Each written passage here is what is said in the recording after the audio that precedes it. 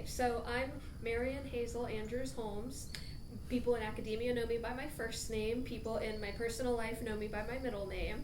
My favorite things to gather are things like nuts and fruit. I tend to prefer to gather things that the plant would shed anyway that aren't going to hurt it. The first plant that we're encountering right now is something called spicebush. It turns beautiful yellow in the fall, and it's called spicebush because it has aromatic compounds in it. It makes leaves with them. If you rip one, you can smell it. It smells kind of like laurel. If you were to go back in time a few weeks ago, this would be covered with little round red fruit that make a great seasoning. They're almost like an allspice. They have sort of a lemony, spicy flavor to them, very fragrant. They're really delicious to grind up and use as a condiment the same way you would a peppercorn or an allspice berry. Like you can put them in with vegetables or crust like a meat or a seitan with them. Here we have a hickory tree. Hickory nuts are really delicious and also really important ecologically. They're rich in proteins and lipids and other healthy compounds.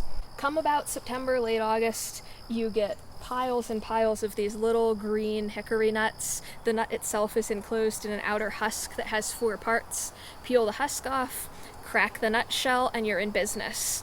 You can dry them or roast them. Some people make a flour out of them that you can add to baked goods for extra nutrients and a really good taste. You can also just eat them raw. So this is one of the things that we were first looking for, chicken of the woods mushroom.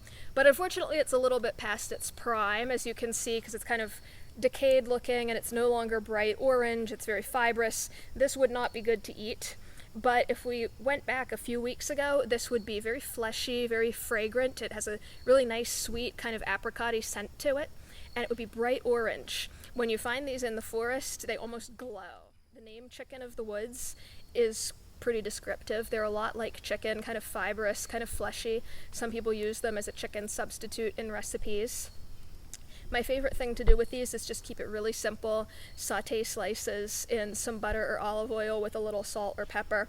I only harvest stuff that I know what it is, and the plants are fairly easy. For mushrooms, I'm really conservative. There's a small handful of species that I'll harvest that I can be absolutely sure on identification on without having to get a lot of work in looking at identification guides.